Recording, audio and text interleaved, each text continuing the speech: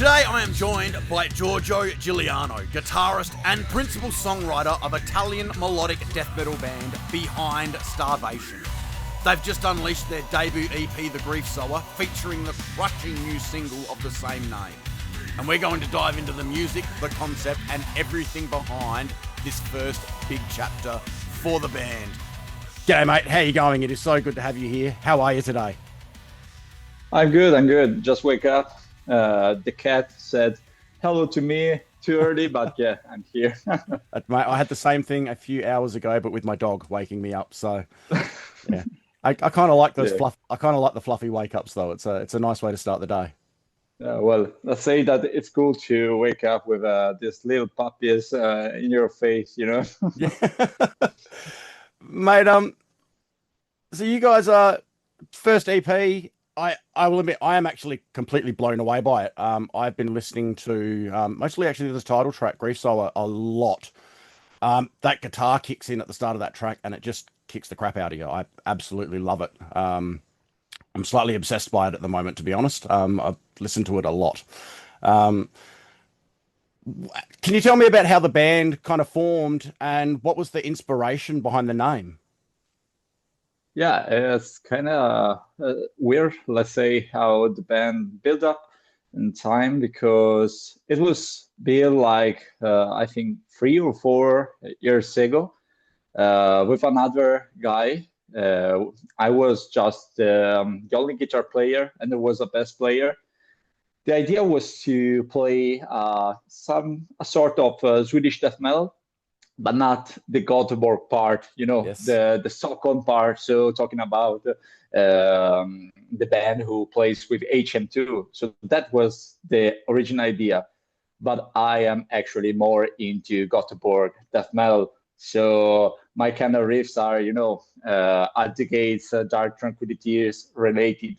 So riffs came out and I was like, okay, we got those riffs. What are we gonna do? Let's play this with HM2, or we can just take this and, you know, have another band idea. So in the end, we decided to, you know, forget about HM2 and decide to go straight on the melodic death metal thing. So yeah, that is my my safe place. The melodic death metal is my safe place. So it was nothing strange or weird for me. It was just cool. So we start playing, and actually, thanks for what you said about Grief Sower, the title track, because that was the first track I wrote actually. Oh, awesome! And yeah, it's I think it's also the slowest on the EP, but I like it because there's you know, a big story behind it, and there's also that song is also the only one that have one of my lyrics, because lyrics for Grief Sower has been written by me when I was just the only guitar player with the bass player. By the way, returning on the story, we were in two, then we talked with a drummer who is Steve, that is still playing with us today. But we had problem because the bass player became a father, so you know the time was less things. So yeah, so you know we decided to separate. But after a year or half a year, I used to, you know, take the phone, I was watching the phone on the things I've done with him, and I saw Grief Sower. I put in on my stereo, and I was like, man, I think that this could be good. Actually, I like it. I'm, how to say that, I'm a music fan, so I like to listen, obviously.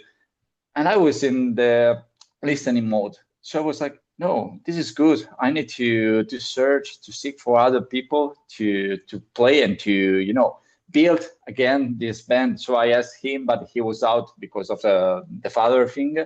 So it was obvious for me to search, and I was it was very hard because here in Italy, and in my place, it's not that easy to find people.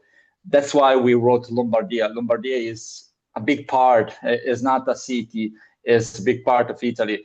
Very big, actually. So that's why I found a drummer from Piacenza.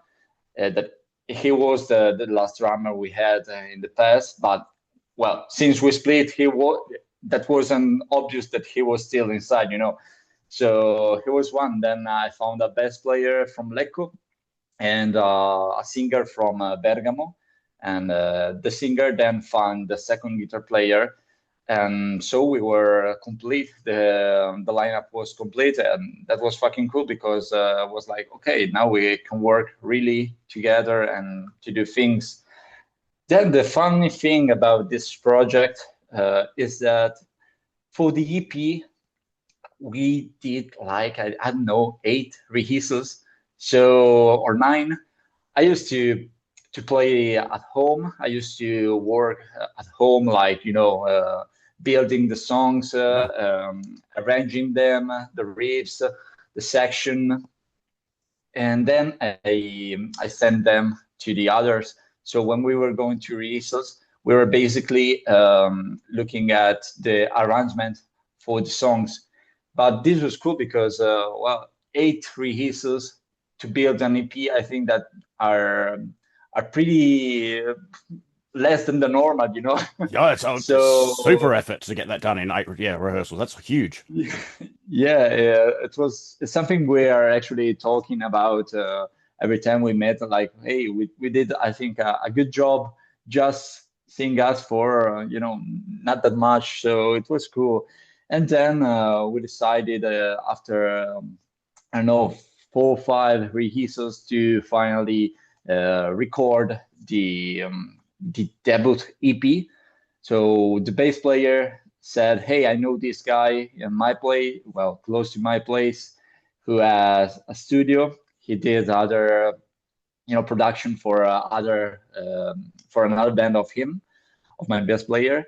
And I was like, "Oh, okay," because I don't have idea. Well, I know the big names. I like to go to Sweden or to record to at Frederick's place, but yeah, the money are are important when you are. We send all of our stuff to get mastered in Sweden, so yeah. That's why are amazing. And well, actually, that idea of him to bring our stuff and to go to this producer was fucking cool, man. Was a great idea. I was like, I was not sure about it because I never heard about this producer. But man, I'm completely satisfied, and I'm never satisfied. Well, the results show because it's amazing. It sounds huge. Thank you. I really love you saying this because I'm very critical. As I was saying, even on myself, it's harder to be in a band with me, and it's hard to be me with me too. Because when I'm writing songs or riffs, I'm very fucking critical with myself. It's like, no, I don't like this. That doesn't sound good with the other part. So yeah, I usually build the songs in days, in weeks, because I want everything to be the most perfect, possible. Sorry, I'm looking at the cat. That's all right. No, I completely. My guitarist is exactly the same. Down to the fact that he actually builds his own guitar pedals as well, so he can get exactly the sound he wants, and is constantly building new things to try and hone in and get exactly what he wants. Yeah, it's awesome. So I was going to ask what inspires you to write, but you've kind of answered that for me. But lyrically, what has inspired the EP? So I could talk about the lyric of Grief Sower, because the other lyrics were written by my singer, but I can tell you a few things about them, because Collapsing Moment is talking about a giant who destroy the monuments of buildings, but it's more a poetic thing, like destroying the big things of life and all those kind of things. Despite existence, well, the title talks by itself. because it's a sort of despite everything that exists, everything that is wrong. And about negation shape, this is a sort of death moment. So you are not completely understand what is happening, and you don't want to accept the death. And about Grief Sower, well, for the Rasmus thing, since it's not our song, we didn't wrote the lyric. Yeah. And about Grief Sower, there's a story behind it, because the story talks about darkness, about light, about future, about how to accept the pain and how pain kills. So it begins with a father who lost his son to suicide, and so this father is in completely, a mood of complete pain. So the story, the first part is talk about the end of the life of this son, and then in the second part, the Grief Sower came out. So he decided to take the ashes of the dead.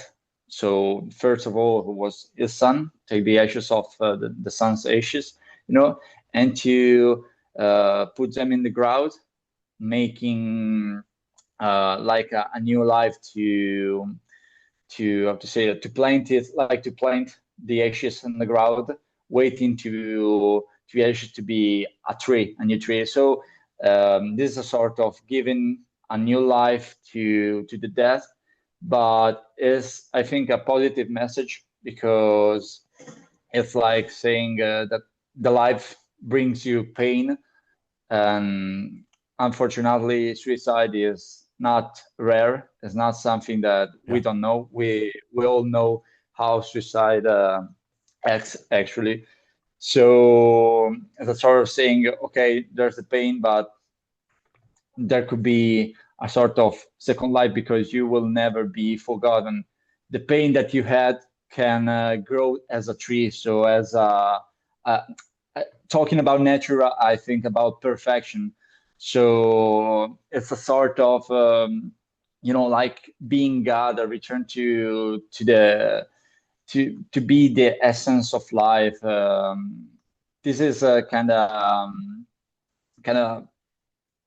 how to say that it inspired me. I wrote the lyric, and I was like, yeah, this is more than a story. It's like something that is actually, more than just the words that are inside of it. But yeah, then fun fact, I wrote the first. I was the first singer for Grief Sower, because I used to sing on it. Then luckily my singer changed the metrics and everything, because what he did sounds very cooler, and with his passion and his type of singing, he really gave to the lyrics a powerful meaning. So yeah, I hope I did it, I hope I explained it correctly. Yeah, no, it was Hope you. fantastic, because it's a really deep and powerful song. So, now being a perfectionist, I would be amiss if I didn't ask you about your gear. What do you use? What are you playing? And if you could get anything, what would be your dream gear? Okay, this is a good question, because guitar players love to talk Yeah. about guitars. Oh, mate, I've got guitars and more guitars sitting here, Yeah, right? So I saw that. I saw them. I have a problem. Uh, Toys and guitars. well, my playing room is on the other side. But about guitar, what did I use? Well, I used EVH with a BB preamp, Yeah. and so there were no many pedals inside. There was just a few things, but the most important was the BB preamp with Yeah. his power. Sorry if you if you see me looking on the outside of the screen is because my cat is doing thing, and I'm just looking at him because during the morning is fucking crazy. By the way, I was saying that yeah, we use this gear, and for the guitars, I use MRK guitar, which is a Luther guitar. Yeah. But my main guitar for the recording was a Jackson RR24, nice. made in Japan. That was, man, you probably can feel me because I was searching for that guitar for 10 years. And just a few months before to start the recordings, I'd found it used for, a lot more than the new one. But I found it used, and I was like, okay, I gotta take all my saved money and bring it to me. So yeah, I bought it, and it's fucking cool. A fantastic guitar with ebony fretboard, 24, just single pickup, an EMG 81 on the bridge, no pickup on the neck because I don't need neck pickup playing this thing. And so yeah, I was fucking happy to play with that guitar. So they're built to play melodic death metal. So yeah. Obviously, I came from I tell you before Dark Tranquility, Adicus, but obviously all even the Finnish part of metal gave me something because I was a huge fan of Children of Bodom, so Alexi Laiho. So in my head, there was always Alexi Laiho with his signature guitar. So, that V-shape, RR shape with only one pickup. And that is now, my idea of guitar. Actually, I got goosebumps thinking about it. So, yeah, it's amazing. Now, about the gear, I would love to have, I don't know, because I want too many things, actually. Don't we all? Well, if we're talking about Dream, I want the pumpkin head from 14. That would be a very nice set. But here it's like talking about euros, so it will be probably completely different from you. But it's around 4,500 euros, which is really, really a lot. But yeah, I would love to have that head. And then talking about guitars, well, I will surely would like to have a custom shop RR24 made in the States. Or now I'm looking for a Jackson Warrior because I fucking, I always using guitar without the upper part. So I want something, up. So the Warrior could be a great guitar for me because it is evil. You can use it. It is comfortable and it's always fast because I'm a Jackson fan. I fucking love the Jackson neck, the fretboard, everything from Jackson is cool for me. Just looking for the Dave Davidson one, the yellow one that could bring, the yellow. I know exactly what you mean. So the logo. So that could be the cooler, but I'm not a 7-string fan. So I was also looking for the baritone model that Jackson did like last year or 2 years ago. And about pedals, I'm not entering this in this conversation because it will be really, really fucking long. Last pedal I bought was you may know Cleartone Grindstein. Yeah. I bought it as a preamp. Then I said, hey, maybe I can change it and see. And so yesterday I bought a new Rev G3 special edition, whatever, distortion pedal. Then yesterday in the afternoon I bought another pedal. Man, it's horrible to be a fan, but luckily I do not use drugs. I do not smoke, so I can save everything for vinyl, CDs, and for guitar gear. There is nothing wrong with that, and you can always have another guitar or another pedal. So yeah. There's always room, mate. I always finish these up with a few little quick fire questions. Now this first one I think you might have answered, but I'll say it anyway. Who is your favorite band? My favorite band. So we have. I would say a top two. So yeah, as I said, Dark Tranquility and At the Gates, who you probably about Tompa passing away. It was really Yeah. hard for me to accept, and I'm just a fan. I'm not a you know part of his family of his band. So every thought of me goes to his family and to his friends. But it was really hard for me to accept his death. But yeah, At the Gates and Dark Tranquility are definitely my favorite bands. Awesome bands. Awesome bands. Do you have a favorite Australian band? Actually, yeah, but it's not a death metal band. Hey, that's all It's right. a metalcore band, Yeah. Parkway Drive. Oh, amazing band. They are Um, lovely guys as well. They are the nicest guys ever. yeah, Awesome band. Um, yeah. I used to. no, please. Sorry, sorry. Oh, I was just saying that I used to listen a lot of them when I was younger. I do not listen to Parkway Drive nowadays, but I still like their old tunes Yeah. because there were. I always loved the riffs. That part of metalcore that came from Gothenburg. So the Yeah. first Killswitch Engage, Miss May I, or whatever. Even Where's like, the riff? yeah, Soilwork stuff and yeah. Yeah. So yeah. Awesome. Awesome. Mate, do you have a favorite non-metal band? Yes, but this is a hard question. I'm looking to my diviners that I have here to see if I Well, put something. mine is always Prince. I love Prince and I'm unashamed Prince, about it.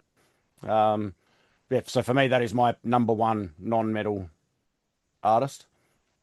Prince is cool, but let's say I can't recall anything right now. But I have a lot because I just like to step on other genres, even if metal is my main.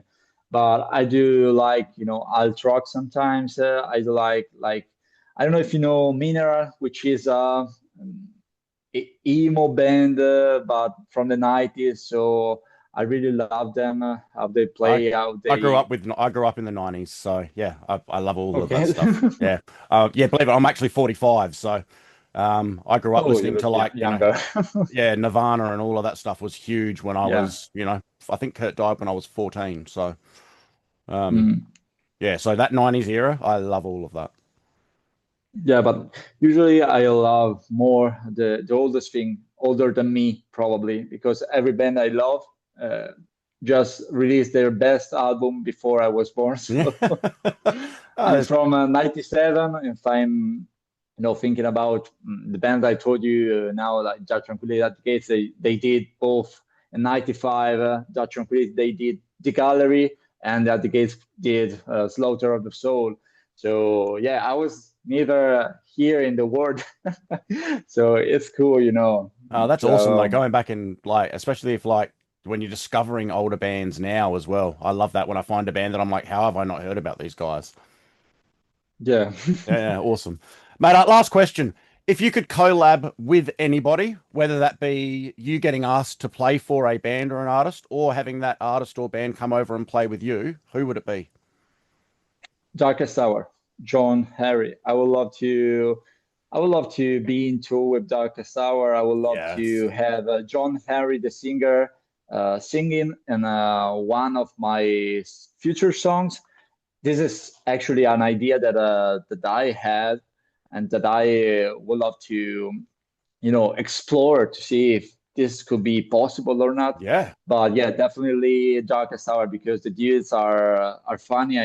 I talked with them a few times. I saw them live, so they're funny. They're crazy. Their music is fucking awesome because, as you probably know, they are taking the Gothenburg part and reinventing it in an American style with a little bit of hardcore stuff, a little bit of trashy. So yeah, it could be. Oh, beautiful. I love that your cat's come and said hello. Yeah. So yeah, Darkest Hour. Awesome. Mate, thank you so much for taking some of your time today to spend with me over here on the KillerTube. Everyone go and check out Behind Starvation. The EP is out now, The Grief Sower. Check it out. It is amazing. The title track, like I keep saying, has been blowing me away, and I absolutely love it. Get out there and check it out. Is there anything else you wanted to say before we head off today? Well, I would like to say thank you for your interest into interviewing me and us as a band. It's fucking awesome. I usually sit on the other side because I write for a webzine. So also I do the same thing. So yes, I usually do interviews. So it's cool. This was the first interview for us, so it is a very nice moment. I'm glad that you were interested into this, and I'm glad I met you here. it was fantastic, and like hopefully one day our paths will maybe cross paths. Maybe get to play a show together as well one day. Will be cool. Will be cool. I hope 100%. So, mate. Thank you so much for your time, and hopefully we'll speak again in the future. Yeah, I hope so. Thank you, man. Cheers, mate. Thank you.